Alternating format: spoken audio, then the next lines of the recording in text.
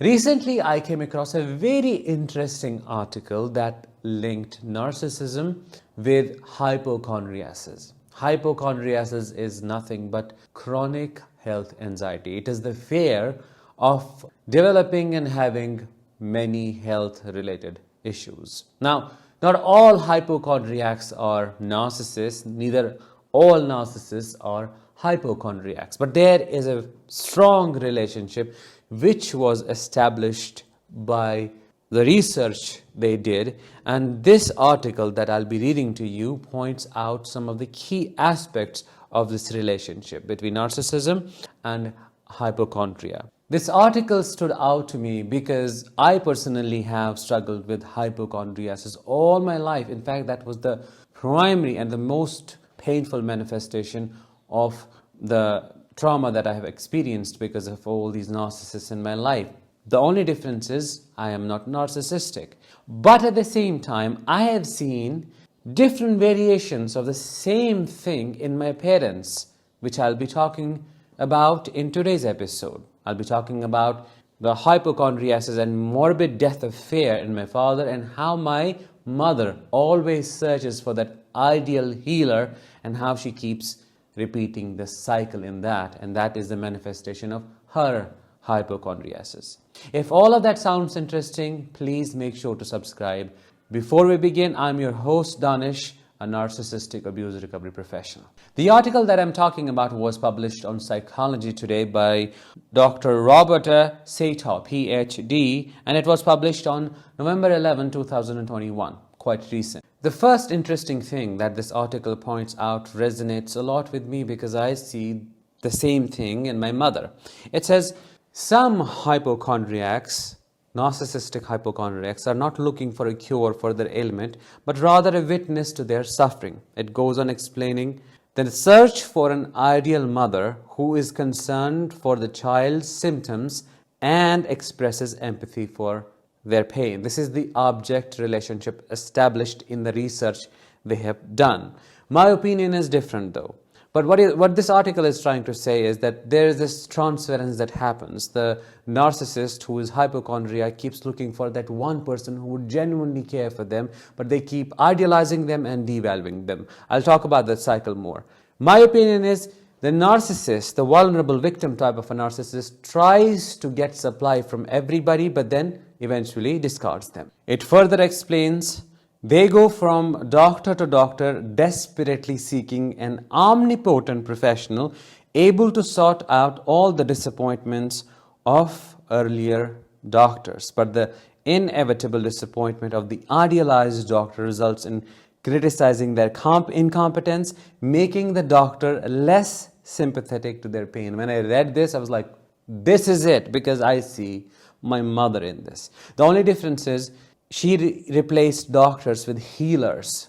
She had this firm delusional belief that somebody has done black magic on her, or she's being haunted by ghosts and evil spirits, and then she would go to these healers who would then reinforce her delusional belief. The interesting observation that I would like to share with you here is she would idealize a healer and then would go through this love bombing stage of some kind. It usually used to be a him, and then she would get excited. I mean, it's just so weird for me to explain. She would try to find evidence for why he is the best, why he is really powerful and truly spiritual. And then that excitement would come up and come out if somebody pointed out something that would suggest what he had told her or given her is working. Do you understand what I mean? And then slowly, that idealization would turn into devaluation. Naturally, she would then start picking flaws, pointing out issues and missing stuff, and that would eventually lead to discard. I remember my entire life going with her to these healers, just trying to make sure she feels comfortable or trying to get her some help because I thought she truly is struggling. That is what we call shared psychosis. I believed whatever she was saying is what the reality is. And then eventually when she would discard these people, these healers would become really rude towards her, which is what this article explains. and says, often the patient's perpetual dissatisfaction alienates spouses, friends, and relatives, creating a self-fulfilling prophecy. What is the self-fulfilling prophecy here? I am the eternal victim.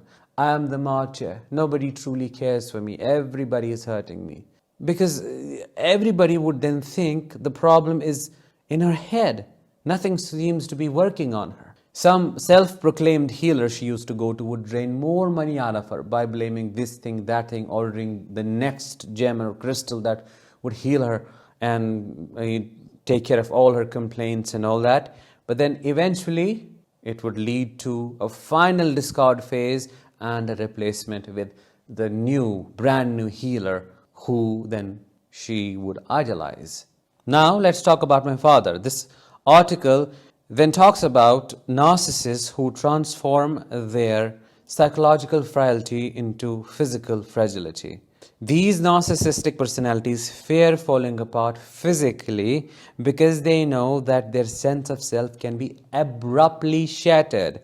A real or perceived criticism can turn their feeling of self-righteous superiority into feeling like a nobody. Isn't that the truth? My father is a malignant, overt narcissist. I mean, it's just right there, you can see it. He used to be callous, cruel, unempathetic, cold most of the time.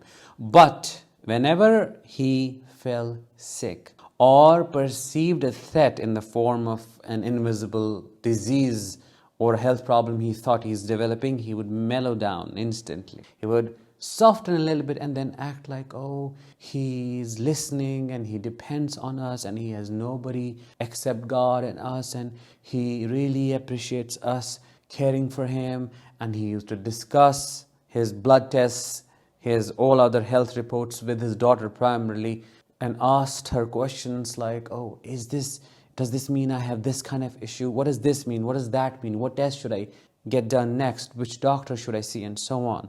So that was an interesting observation. Why an interesting observation? Because during those times, it used to become quite evident how fragile he is, how shaky his entire life is, and how one unidentified sensation in his body can tear his world apart and make his full self crumble. Another facet of the manifestation of his psychological frailty was his morbid fear of death. Anytime anybody could point out some facts about life like dying or make it obvious to him that that is the end, we all are going to meet and so on, he would rage or avoid the topic or clearly look terrified to his core. I even remember him not even coming near a dead person. I mean, there is an entire experience to share maybe for some other time, but just know this, he would stand meters away from the dead body because that reminded him of what his end is eventually going to be. Narcissists are terrified of dying because they don't want to believe that is the end of it all. Their grandiosity, their entitlement, their omnipotence, and so on. Because their false self tells them an entirely different, unrealistic story. The morbid fear of death still haunts him, which is why he softens and becomes more human-like when he falls ill. But the moment he recovers, he is back to his monstrous state and self. Now, for a minute, let's talk about my experience of hypochondriasis and how it is different than what I have explained so far. I was not looking for the best doctor to heal me or cure me. I was looking for someone to explain what was happening to me because I was struggling with a lot of psychosomatic issues, body trauma. For example, the pressure in my bladder area, and as it continued, I thought it's going to burst. I couldn't understand the heaviness in my chest, the tingling in my hands, on my face, the numbing sensation in my legs. Nobody was telling me what was going on. They would put me on gabapentin, antibiotics, pain medication, but nobody gave me real answers. And then when I started searching on Google, you know what happens. They say it's cancer, but it's not. So that's why that created that anxiety. That health anxiety was made 1,000 times worse by my already chronically dysregulated nervous system and a tendency to think in catastrophic terms. So it got worse. My thoughts impacted my feelings, and that changed my behavior. Things only changed, and my hypochondriasis only resolved when I worked on the root cause, which was understanding narcissistic abuse and narcissistic abuse trauma. It's only when I started trauma work, when I started calming my nervous system, my body also released that tension. My nerves got better with full no contact, I must say that, and my health improved. Now I don't have any health-related anxiety at all. But I must tell you, I recently had a very big episode. 12 months ago, I broke no contact with my parents and visited them for certain reasons. Then after that, all of a sudden, my health anxiety came back, and coincidentally, my vaccinated cat bit me accidentally on my finger, and that triggered the hell out of me. I thought, I'm getting rabies, I'm done, I'll die. But that didn't happen. I know what was happening. I was able to recover from it fairly quickly, I would say, but still it took a toll. I knew cognitively everything, but my body was reacting. So that's why you must never break no contact. All of the healing will be flushed down the drain, and you will find yourself back at square one. So that was it for today's episode. I have linked this interesting article in the description, or you can click the I button above to read it now. Thank you so much for being here. I really appreciate your presence, and I hope you found this episode helpful and insightful. I'll talk with you in the next one. Until then, as always, let the healing begin and continue.